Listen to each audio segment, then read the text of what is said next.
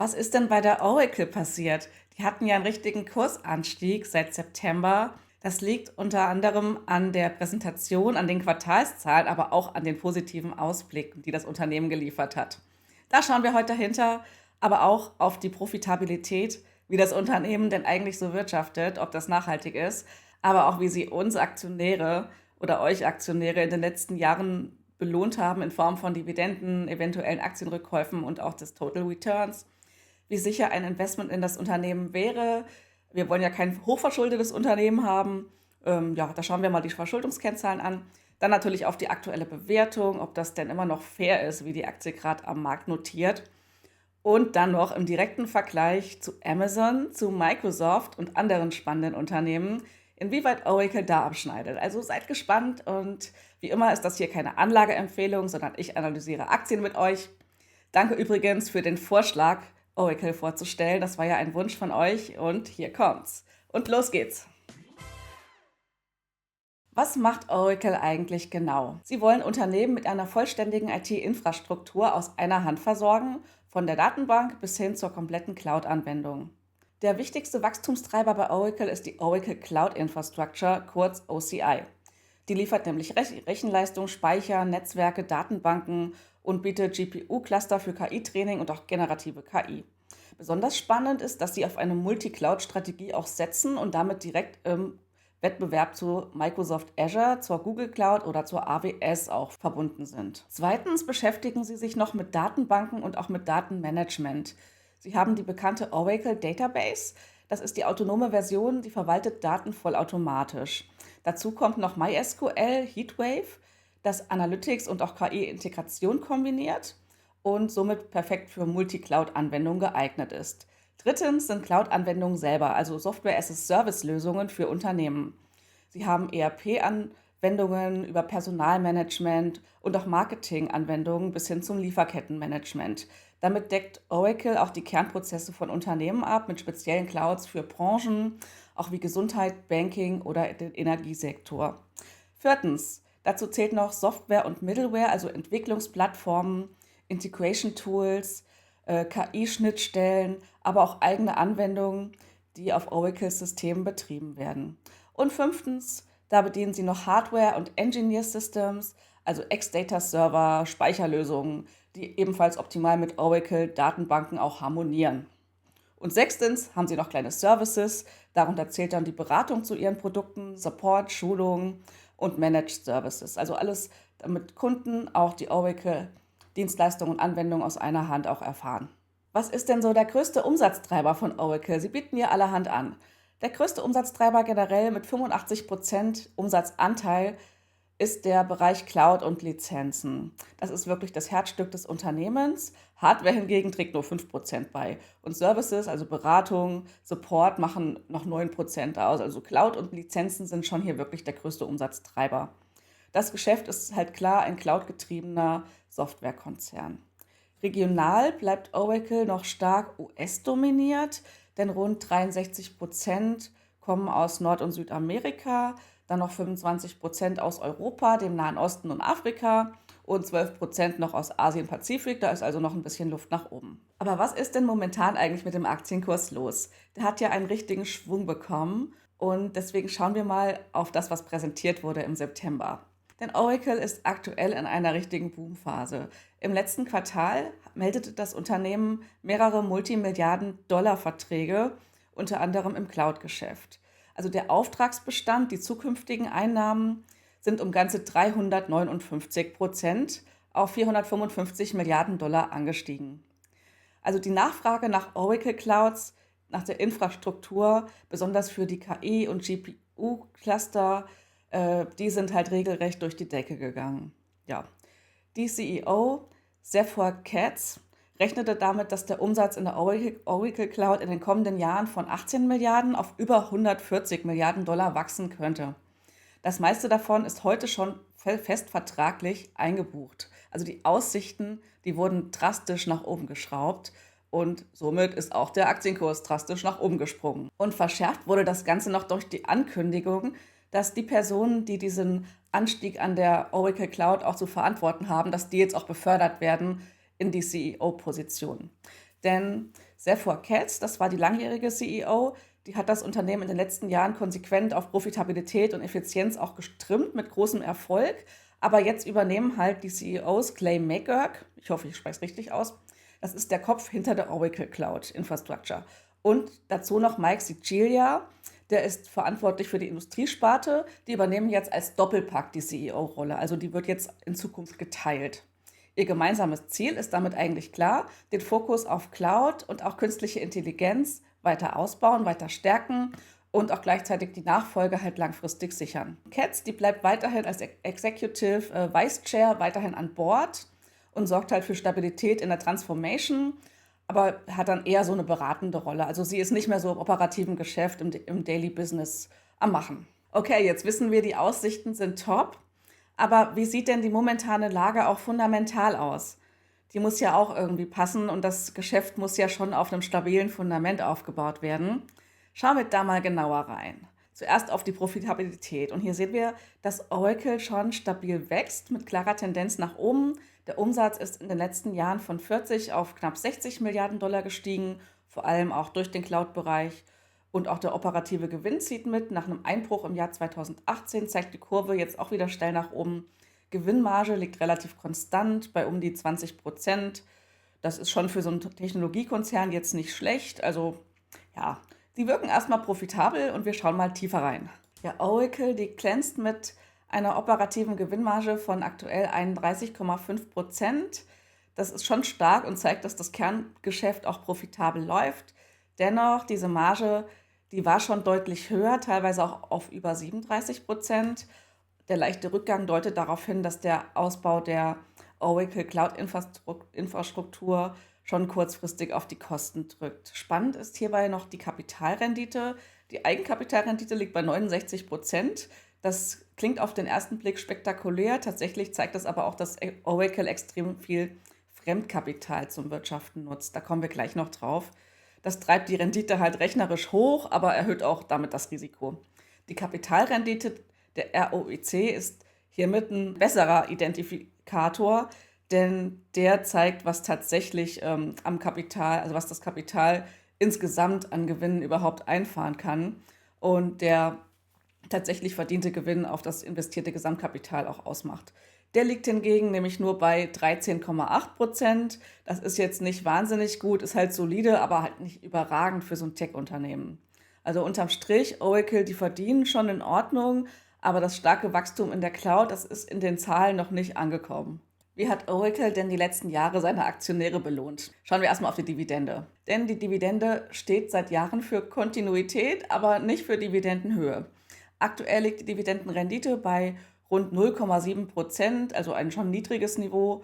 Das liegt aber weniger an der Dividende selbst, sondern vor allem am stark gestiegenen Aktienkurs in letzter Zeit. Die Ausschüttungsquote liegt bei 31% auf den Gewinn, das ist erstmal solide. Kritisch wird es aber beim Free Cashflow, hier liegt die Ausschüttung bei knapp 100%. Das heißt, fast der gesamte Free Cashflow wird als Dividende ausgeschüttet, obwohl die Dividendenrendite nur 0,7% beträgt. Oracle steigert die Dividende seit 16 Jahren im 5-Jahres-Schnitt um rund so 13-14% jährlich. Das zeigt schon Aktionärsfreundlichkeit.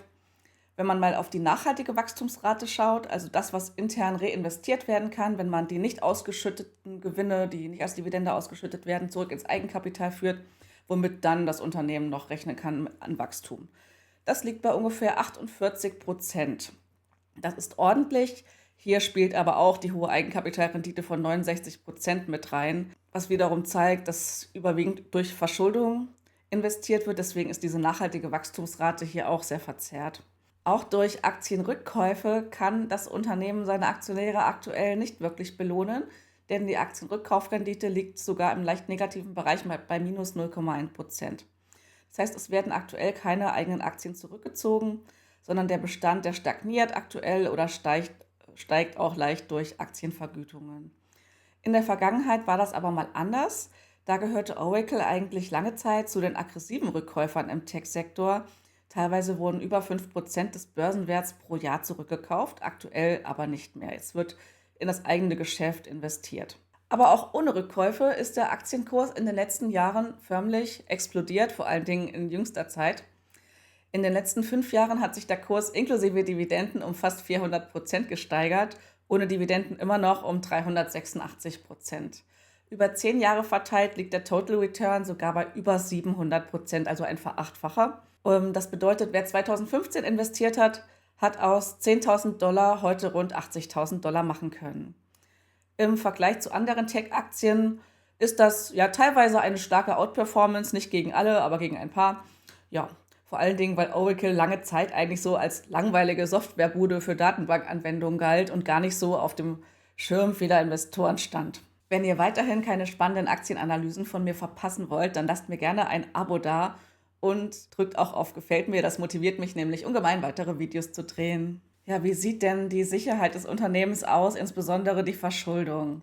Ja, die Verschuldungsquote in Bezug zum EBITDA liegt aktuell bei 4,3. Das heißt, Oracle müsste etwas über 4 Jahre lang seinen operativen Gewinn erwirtschaften, um alle Schulden zu tilgen.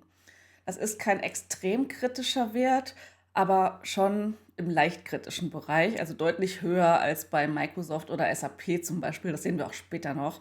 Der Trend ist noch dazu steigend, was auf eine aggressive Finanzierung der Cloud-Offensive über Fremdkapital halt hindeutet. Das muss sich in Zukunft erst wieder einspielen. Besser sieht es hingegen bei der Gesamtverschuldung im Verhältnis zum Eigenkapital aus. Hier liegt Oracle nur bei 12%, also 12 Cent Schulden pro Dollar Eigenkapital. Im Moment wird halt auch relativ viel Eigenkapital durch Aktionäre reingebuttert, was natürlich auch nochmal dieses Verhältnis dann stärkt. Der Zinsdeckungsgrad, wie oft Oracle seine Zinsen mit dem EBIT decken kann, liegt bei rund dem 5-fachen. Das ist jetzt auch kein wahnsinnig guter Wert. Es ist zwar noch abgedeckt, aber da gibt es wesentlich bessere Unternehmen. Kritischer Punkt ist auch der Free Cashflow, der ist nämlich rückläufig. Oracle, die investieren halt massiv in neue Rechenzentren, KI-Infrastruktur und Cloud-Partnerschaften und das drückt alles den Free Cashflow aktuell nach unten. Das ist langfristig schon vielleicht richtig, aber kurzfristig bedeutet es einfach weniger finanziellen Spielraum zu haben für Investitionen, für weitere Investitionen aus dem Eigenkapital auch. Es gibt wenig Potenzial, gerade wirklich irgendwann mal Rückkäufe wieder durchzuführen. Also das ist momentan quasi nicht möglich. Dividendensteigerungen sehe ich eigentlich auch kritisch mit einem abnehmenden Free Cashflow. Also es wird wirklich viel ins eigene Unternehmen reingebuttert, in der Annahme, die Aktionäre später auch umso besser belohnen zu können. Beim Blick auf den Buchwert sehen wir außerdem noch, wie kapitalintensiv Oracle eigentlich ist. Oder besser gesagt, wie wenig Substanz eigentlich da ist. Der Buchwert je Aktie liegt gerade mal bei 8,60 $, während der materielle Buchwert, also der reale Substanzwert ohne immaterielle Vermögensgüter wie Patente, Markenrechte und so weiter, der ist sogar negativ, bei rund minus 14,86 $. Also wenn Oracle alle seine greifbaren Vermögenswerte heute verkaufen würde, alle Schulden begleichen würde, dann bleibt für Aktionäre unterm Strich eigentlich nichts übrig, es würde sogar Geld fehlen. Also kurz gesagt, der hohe Aktienkurs von rund 286 $ zurzeit, der basiert weniger auf materiellen Werten, sondern halt auf Vertrauen in die Ertragskraft der Zukunft.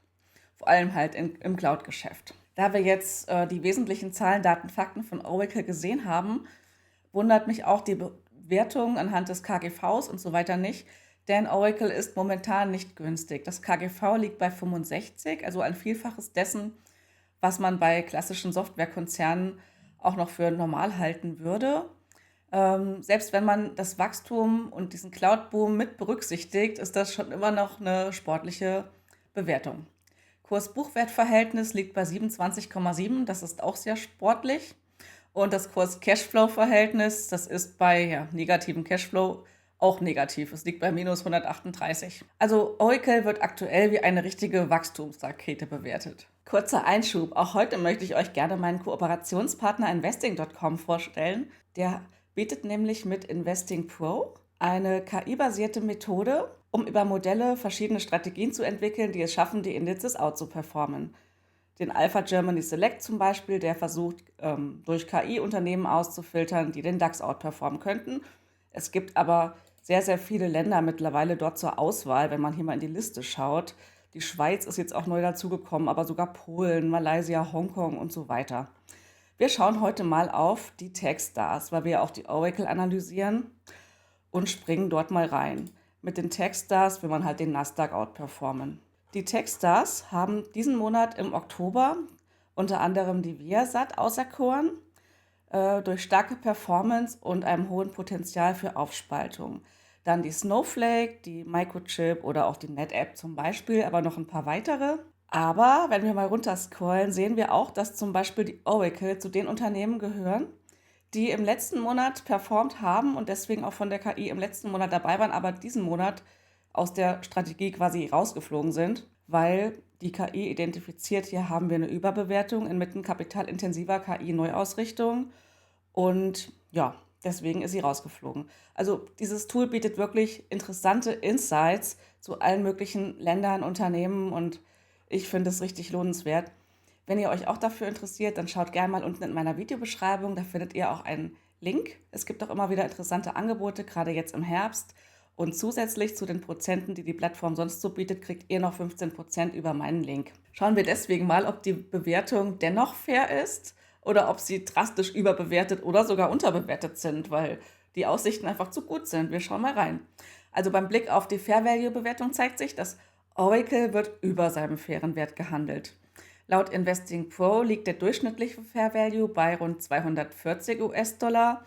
Das entspricht einem momentanen Abschlag von 16% zum aktuellen Kurs von 286 Dollar.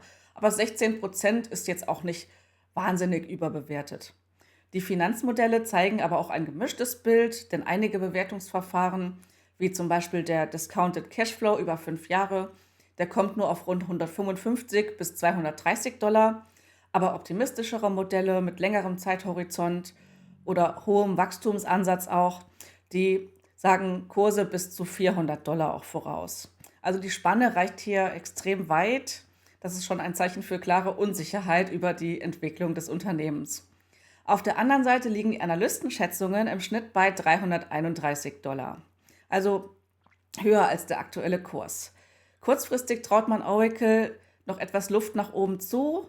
Langfristig zeigt aber das Bewertungsmodell, dass der Markt bereits sehr viel Zukunftsaussichten eingepreist hat in den Aktienkurs. Ob Oracle wirklich gut aufgestellt ist und ob sie profitabel sind, das sieht man auch besonders im Vergleich zu Wettbewerbern. Deswegen schauen wir uns heute mal Oracle an und challengen sie so richtig gegen große Tech-Giganten. Denn wenn man Oracle im Cloud- und Softwareumfeld einordnet, trifft Oracle hier auf Unternehmen wie Microsoft, die mit ihrer Azure Cloud der klare Nummer 2 Player sind. Dann noch Amazon, die der Nummer 1 Player sind. Extrem profitabel, breit diversifiziert und auch mit starkem KI-Fokus durch die OpenAI-Partnerschaft jetzt. Also man muss natürlich dazu sagen, Microsoft und auch Amazon, die haben nur zum Teil ein Cloud-Geschäft. Amazon hat ja auch noch E-Commerce und Microsoft hat auch noch die ganzen Office-Anwendungen und so weiter. Aber wir vergleichen sie trotzdem mal einfach, um so ein Gefühl für Zahlen, Daten, Fakten von Oracle im Vergleich zu anderen Tech-Giganten auch zu erfahren. Dann haben wir noch die SAP, die dominieren vor allem in Europa mit ihrer Unternehmenssoftware. Die haben aber geringere Margen, sehen wir gleich noch, und kämpfen auch mit der Umstellung aktuell auf teilweise zu teure Cloud-Abos. Dann gibt es noch Teradata, ein etwas unbekannterer Anbieter. Das ist so ein Nischenanbieter im Bereich Data Analytics. Der ist viel kleiner, aber steht im Wettbewerb mit Oracles Datenbankgeschäft. Dann gibt es natürlich noch Alphabet. Die lasse ich aber hier bewusst außen vor, denn die haben wirklich als Hauptbusiness das Werbegeschäft und das würde total die Zahlen verzerren. Aber der Cloud-Anteil von Google Cloud, die gehören ja auch zu Alphabet, der ist einfach insgesamt zu klein, um sie jetzt gescheit vergleichen zu können. Ja. Und mit diesen 4 Wettbewerbern, Microsoft, Amazon, SAP und Teradata, da vergleichen wir jetzt mal die Oracle. Wenn wir auf die Profitabilität schauen, dann hat Microsoft mit 46% operativer Marge deutlich die Nase vorn. Das ist schon echt Spitzenklasse. Oracle liegen mit ihren 31,5% im oberen Mittelfeld, zeigen auch starke Profitabilität. SAP erreicht auch noch 27%, aber Amazon und Teradata sind beide mit rund 11% deutlich darunter. Bei der Kapitalrendite, da führt Microsoft mit über 26% ebenfalls klar das Feld an. Oracle holt bei der Eigenkapitalrendite auf, haben wir aber auch vorhin gesehen, warum. Hohe Verschuldung eher. Die beeindrucken da schon mit 69%. Aber SAP und Amazon, die bewegen sich so im Mittelfeld. Teradata hat mit 87% eine noch höhere Eigenkapitalrendite, kaufen sich das aber durch eine schwache Kapitalbasis auch auf. Microsoft als Fazit wirtschaften auch hier am effizientesten. Oracle punkten hingegen mit, naja, ihrer Hebelwirkung durch Schulden. Vergleichen wir mal die Belohnung für uns Aktionäre in Form von Dividenden und auch wie sicher die Dividenden sind. Und hier kommen Oracle und Microsoft bei der Höhe der Dividende auf den gleichen Wert, also auf rund 0,7% Dividendenrendite. Ist für Einkommensinvestoren jetzt auf den ersten Blick erstmal nicht so interessant. SAP bieten ein wenig mehr mit rund 1% Dividendenrendite zurzeit, ist aber immer noch recht niedrig. Das Ausschüttungsverhältnis ist aber auch sehr interessant. Oracle und SAP liegen mit über 40% noch klar über Microsoft. Also beide schütten mehr von ihrem Gewinn aus als Microsoft. Die Microsoft hält dagegen mehr Kapital auch für Wachstum zurück. Und Microsoft ist für mich in dem Vergleich ebenfalls der Gewinner, einfach weil sie am wenigsten ausschütten im Vergleich zu ihrer Dividendenrendite. Und SAP ist auch noch ganz stark. Sie schütten zwar über 40% aus, aber haben halt mit ihren 1% ja noch eine höhere Dividendenrendite. Hier muss man halt irgendwie abwägen, was einem wichtiger ist. Ja, sind denn alle Unternehmen so stark verschuldet wie Oracle zurzeit? Nee. Beim Thema Verschuldung steht Microsoft hier mit Abstand am stabilsten da. Die haben wirklich kaum Schulden im Verhältnis zum Gewinn und auch zum Eigenkapital. Oracle sind wirklich deutlich höher verschuldet. Sie brauchen über 4 Jahre EBITDA, um die Schulden zu tilgen. Amazon und auch SAP bewegen sich noch im gesunden Mittelfeld. Und Teradata hat 22% Verschuldung am Eigenkapital und damit liegen sie in dem Bereich am höchsten, liegt aber auch immer noch im Rahmen. Also die Bilanz ist nicht ganz so robust wie bei Microsoft oder SAP, aber der Gewinner in dem Vergleich hier ist eindeutig auch die Microsoft, weil sie wirklich am solidesten auch finanziert sind. Jetzt addieren wir nochmal die Dividendenrendite und die Aktienrückkaufrendite, so um das gesamte Ausschüttungsverhältnis zu uns als Aktionären zu berücksichtigen. Und bei der Gesamtrendite in der Form hier, da liegt Teradata überraschend vorne, weil sie halt sehr starke Aktienrückkäufe durchführen von rund 5,5% Aktienrückkaufrendite aktuell. SAP, die überzeugen eher mit einer soliden Mischung aus Dividende und Rückkäufen. Die kommen zusammen auf 2% Rendite. Microsoft liefert etwas über 1%, während Oracle aktuell durch die leicht negative Aktienrückkaufrendite nur auf 0,6% Gesamtrendite für uns als Aktionäre kommt, in Form von Dividenden und Rückkäufen in Summe. Ja, wir haben ja jetzt durch den Wettbewerbsvergleich gesehen, dass von der Profitabilität und der ganzen Kennzahlen her eher die Microsoft in erster Linie überzeugt. Aber ist sie denn auch am besten im Aktienkurs gelaufen? Schauen wir da mal drauf. Und zwar auf die 5-Jahres-Gesamtrendite, Aktienkurs plus Dividende. Und in den letzten 5 Jahren war Oracle tatsächlich der absolute Überflieger mit einer Gesamtrendite von über 400%. Vor allen Dingen in der jüngsten Zeit, ja.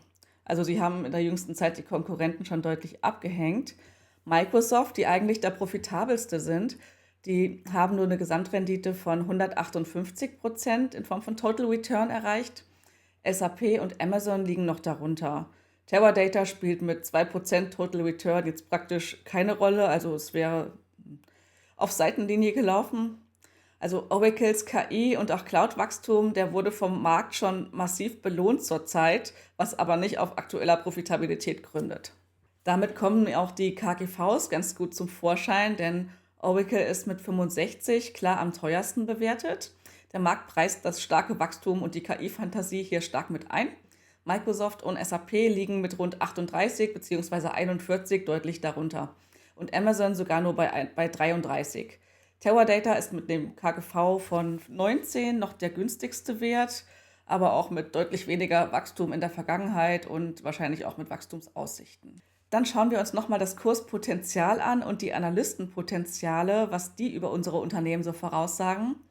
Und bei Oracle liegt das mittlere Potenzial bei nur rund 2%, also der Mittelwert aus Analystenschätzung und Fair Value Bewertung. Sie sind damit quasi im Mittelwert fair bewertet. Microsoft und Amazon kommen auf ein Upside-Potenzial von plus 8% oder plus 10%. Attraktiver wirkt hier Teradata mit einem durchschnittlichen Kurspotenzial von rund plus 27%. Also Oracle ist aktuell kein Schnäppchen mehr, wird bereits auf Zukunftserwartungen gehandelt, aber so im Durchschnitt über die ganzen Modelle und Analystenpotenzialschätzungen hinweg sind sie im Schnitt noch fair. Da sind natürlich auch schon Zukunftsaussichten mit eingepreist. Jetzt ziehe ich mal ein Fazit zur Oracle. Ja, sie stehen schon stark da, aber aktuell auf dünnem Eis. Denn das Unternehmen profitiert von einem stark rasant wachsenden Cloud-Geschäft, von einer sehr guten Auftragslage, von relativ hohen Margen und einem soliden Anteil auch wiederkehrender Umsätze aktuell. Die Zukunftsaussichten sehen wirklich top aus, vor allem diese langfristigen Verträge, die sichern halt auch das Zukunftsgeschäft und sie sind aber eingepreist. Gleichzeitig bleibt Oracle aber auch im Schatten der anderen großen Tech-Giganten und der Cloud-Konkurrenten vor allen Dingen. Sie kämpfen schon mit einer komplexen Produktstruktur, aktuell aber auch mit einer steigenden Verschuldung und einer sehr teuren Bewertung. Ja, sie müssen in ihre erwartete Profitabilität der Zukunft wirklich noch reinwachsen. Wenn ihr euch für ein weiteres interessantes Tech-Unternehmen interessiert, was aktuell stark in seine Zukunft investiert, dann schaut euch gerne mein Video zur Texas Instruments an. Ich habe es euch oben jetzt verlinkt. Und wenn ihr euch für einfach ein Video zur Münchner Rück interessiert, dann schaut ebenfalls rein, habe ich euch auch hier verlinkt. Danke fürs Zuschauen. Ich wünsche euch noch einen tollen Tag. Genießt die Zeit und bis dann. Ciao, ciao.